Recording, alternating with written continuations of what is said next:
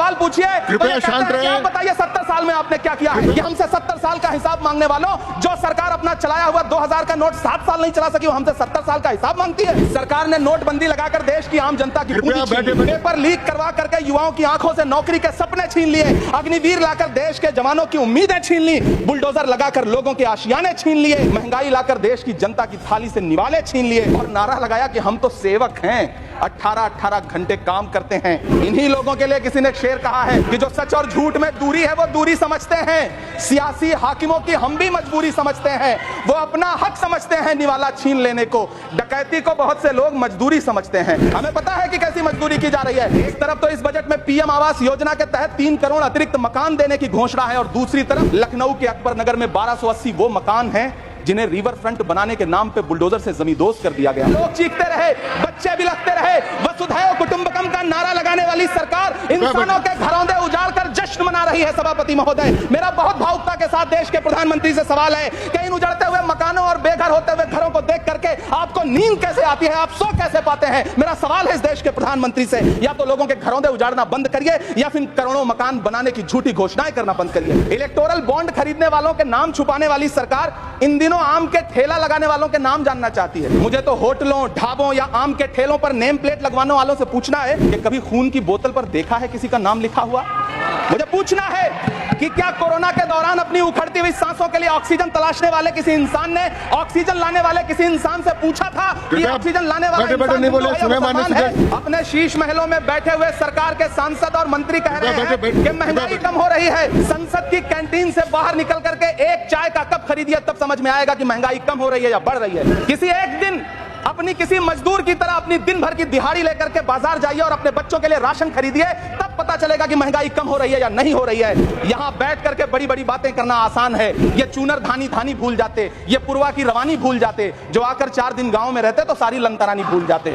किसानों से चिढ़ी हुई सरकार ने बजट में किसानों के एमएसपी की लीगल गारंटी नहीं दी, लेकिन याद रखिएगा, जो किसान का नहीं वो हिंदुस्तान का नहीं। मुझे वित्त मंत्री जी से पूछना है कि वो जो कुछ साल पहले 100 स्मार्ट सिटी बनाने का ढोल पीटा गया था, सुना है उस ढोल में पानी भर गया है, इसीलिए आपने उसका नाम बदल करके सिटीज ऑफ ग्रोथ हब्स रख दिया। अच्छा है, नाम बदलने का खेल खेलते रहिए। आपकी कई सरकारें तो इसी वजह से चल रही हैं। जिस देश में टमाटर 100 रुपए किलो बिक रहा हो, उस देश की वित्त मंत्री के पास बजट में महंगाई पर बोलने के लिए सिर्फ 10 शब्द है। ऐसा लग रहा है जैसे वित्त मंत्री महोदया ने बजट नहीं तैयार किया है, बल्कि प्रधानमंत्री जी की मन की बात का संकलन तैयार किया है। टूटा हुआ लश्कर का भरम देख रहे हैं और जिल्ले इलाही के करम देख रहे हैं। ताकत का नशा अक्ल पे हावी है तुम्हारी, तुम देख ना पाओगे जो हम देख रहे हैं। 83 मिनट 71 बार थपथपाई गई मेज, 14,417 शब्दों का बजट भाषण, और उस बजट में अपने लिए राहत तलाशती मिडिल क्लास की हैरतजदा आंखें। इस सरकार को पढ़े लिखे लोगों से दिक्कत है सभापति महोदय, इसीलिए इस सरकार ने यूजीसी का बजट 66% कम कर दिया है। वित्त मंत्री महोदया ने इस बजट में महंगाई पर सिर्फ 10 शब्द बोला है।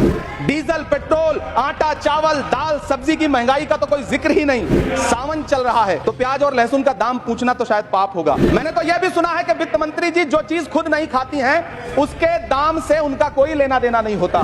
लेकिन इस बार बजट पेश करने के लिए पार्लियामेंट आने से पहले वित्त मंत्री जी ने दही और चीनी खाई थी। अब तो उनसे यह पूछा जा ही सकता है कि उन्हें दही, दूध और चीनी का रेट तो इन दिनों पता ही होगा। क्या उसे सस्ता करवाएंगी या नहीं सस्ता करवाएंगी? अगर पता है तो कृपया सस्ता करवाइए, क्योंकि इसी चीनी ने अमेठी में एक मंत्री महोदया का राजनीतिक कैरियर कड़वा कर दिया। इस बजट बैसाखी पर टिकी हुई सरकार का कुर्सी बचाओ बजट है। इस बजट में राज्यों के साथ, किसानों के साथ, नौजवानों के साथ, महिलाओं के साथ, देश के मिडिल क्लास के साथ अन्याय किया गया है, और इस अन्याय का खामियाजा आपको महाराष्ट्र, हरियाणा और झारखंड के चुनाव में भुगतना पड़ेगा। इलेक्टोरल बॉन्ड खरीदने वालों के नाम छुपाने वाली सरकार इन दिनों आम के ठेला लगाने वालों के नाम जानना चाहती है। मुझे तो होटलों, ढाबों या आम के ठेलों पर नेम प्लेट लगवाने वालों से पूछना है कि कभी खून की बोतल पर देखा है किसी का नाम लिखा हुआ? मुझे पूछना है कि क्या कोरोना के दौरान अपनी उखड़ती हुई सांसों के लिए ऑक्सीजन तलाशने वाले किसी इंसान ने ऑक्सीजन लाने वाले किसी इंसान से पूछा था कि ऑक्सीजन लाने वाला इंसान है? मुझे पूछना है कि लावारिश लाशों के लिए कोरोना में काम देने वाले, चिताओं के लिए लकड़ियां सजाने वाले किसी इंसान से पूछा गया था उसका नाम, उसका मजहब, लेकिन इन दिनों पूछा जा रहा है सभापति महोदय, अफसोस देश के प्रधानमंत्री जी ने कभी न टूटने वाली चुप्पी ओढ़ ली है। जनता ने 63 सीटें कम क्या कर दी? ये सरकार तो अमृतकाल का नाम लेना ही भूल गई। ये भूल गई है अमृतकाल को, ये भूल गई है मनरेगा को, ये भूल गई है मौलाना आजाद नेशनल फेलोशिप को, ये भूल गई है मणिपुर को, ये भूल गई है महाराष्ट्र को। प्रधानमंत्री जी तो महाराष्ट्र से बदला लेने पर उतर आए। अब तो शायद उन्हें याद भी ना हो यवतमाल का वो दाभड़ी गांव जहां 20 मार्च 2014 को वो किसानों के साथ चाय पर चर्चा करने गए थे और उनकी किस्मत बदलने के सपने दिखाए थे। उसी यवतमाल में पिछले 6 महीने में 132 किसानों ने आत्महत्या की है। महाराष्ट्र में हर महीने 209 किसान आत्महत्या कर रहे हैं। राज्य सरकार द्वारा सौंपा गया आंकड़ा बताता है कि 1 जनवरी से 31 मई के बीच 1046 किसानों ने आत्महत्या की है। लेकिन अफसोस इस बजट में महाराष्ट्र के किसानों के लिए कुछ भी नहीं है। किसानों से चिढ़ी हुई सरकार ने बजट में किसानों के एमएसपी की लीगल गारंटी नहीं दी। लेकिन याद रखिएगा, जो किसान का नहीं वो हिंदुस्तान का नहीं। मुझे वित्त मंत्री जी से पूछना है कि वो जो कुछ साल पहले 100 स्मार्ट सिटी बनाने का ढोल पीटा गया था, सुना है उस ढोल में पानी भर गया है, इसीलिए आपने उसका नाम बदल करके सिटीज ऑफ ग्रोथ हब्स रख दिया है। अच्छा है, नाम बदलने का खेल खेलते रहिए। आपकी कई सरकारें तो इसी वजह से चल रही हैं। इस सरकार को पढ़े लिखे लोगों से दिक्कत है सभापति महोदय, इसीलिए इस सरकार ने यूजीसी का बजट 66% कम कर दिया है। इकोनॉमिक कॉरिडोर बनाने से किसी राज्य का विकास नहीं होगा, विकास होगा स्वास्थ्य और शिक्षा के बुनियादी मुद्दों के लिए बजट देने पर।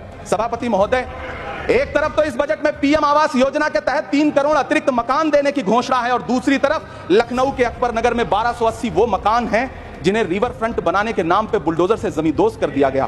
सभापति महोदय, लोग चीखते रहे, बच्चे बिलखते रहे, वसुधैव कुटुंबकम का नारा लगाने वाली सरकार इंसानों के घरौंदे उजाड़ कर जश्न मना रही है। सभापति महोदय, मेरा बहुत भावुकता के साथ देश के प्रधानमंत्री से सवाल है कि इन उजड़ते हुए मकानों और बेघर होते हुए घरों को देख करके आपको नींद कैसे आती है, आप सो कैसे पाते हैं? मेरा सवाल है इस देश के प्रधानमंत्री से, या तो लोगों के घरौंदे उजाड़ना बंद करिए या फिर करोड़ों मकान बनाने की झूठी घोषणाएं करना बंद करिए। यह बजट झूठ का पुलिंदा है। यह बजट आपके पिछले साल के बजट का कट कॉपी पेस्ट है। यह बजट हमारे चुनावी घोषणा पत्र की नकल करने की एक बेईमान कोशिश है। लेकिन कहावत है ना कि नकल के लिए भी अकल चाहिए। मेरे हाथ में एक तरफ न्याय पत्र है जो हमारा है और दूसरी तरफ अन्याय पत्र है जो आपका है। इस सरकार को आलोचना सुनने की आदत नहीं है सभापति महोदय।